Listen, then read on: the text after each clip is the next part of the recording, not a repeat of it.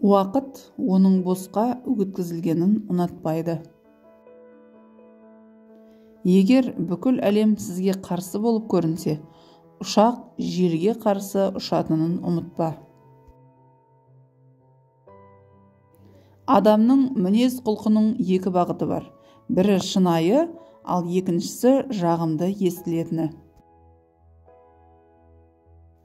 Менің жетістігімнің сыры басқа адамның көзімен қарау және оның көзқарасын түсіне білуімде. Шын мәнінде ештеңе соншалықты қиын емес, тек сіз жұмысты кішкене бөліктерге бөлуіңіз керек.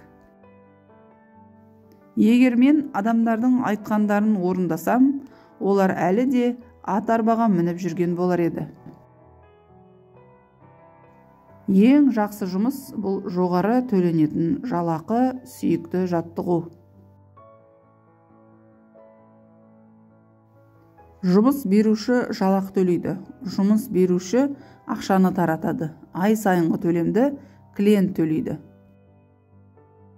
Сәтсіздік сізді көбірек таза және ақылды бастауға мүмкіндік береді. Нағыз сәтсіздік ұят емес. Ұят сәтсіздіктен қорқу. Ойлау ең қиын жұмыс. Сол үшін де сирек адамдар бұл жұмысты жасайды. Сапа дегеніміз ешкім қарап тұрмаса да бір нәрсені дұрыс жасау. Егер сіз өзіңіз ағашты кессеңіз, ол сізді екі есе көп ыстады. Егер сізде ынта болса, сіз барлық нәрсені жасай аласыз. Демек, сіздің қолыңыздан барлығы келеді.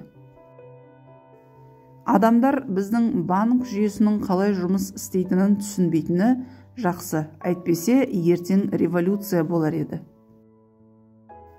Кедергілер бұл сіздің мақсаттарыңызға жетуді тоқтатқан кезде болатын қорқынышты нәрселер. Адамдар көбінесе сәтсіздікке шыдай алмай беріліп қояды. Ақылкес идеяларға толы, олар әрқашан басыңызға келіп тұрады. Сіз тек не істеп жатқаныңызды білуіңіз керек. Кейін оны ұмытып, өз жұмысыңызды жалғастырыңыз. Идея күтпеген жерден пайда болады, әрқашан солай болған. Егер сіз мұны істей аламын деп ойласаңыз, онда жасайсыз. Егер оны жасауға көзіңіз жетпесе, солай болады. Екі жағдайда сіздікі дұрыс. Қарттар үнемі жастарға ақшаны үнемдеуге кеңес береді. Бұл жаман кеңес. Ақшаны жинамаңыз, өзіңізге инвестиция жасаңыз. Мен 40 жасыма дейін өмірімде $1 да сақтамағанмын. Негізі барлығы ақша табудың ең қысқа жолын іздейді. Бірақ тікелей қиын жолды басып өтеді.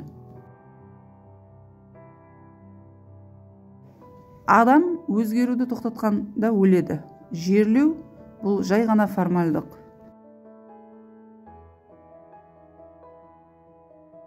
Ең жақсы дос бұл жүрегіміздегі ең жақсы нәрсені шығаруға көмектесетін адам.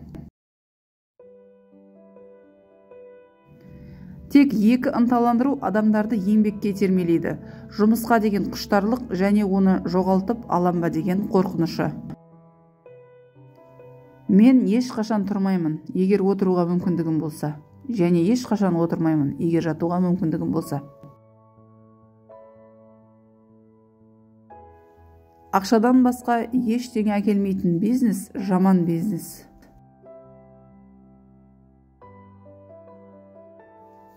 Табысты адамдар басқалардың босқа өткізетін уақытын пайдаланып алға ұмтылады.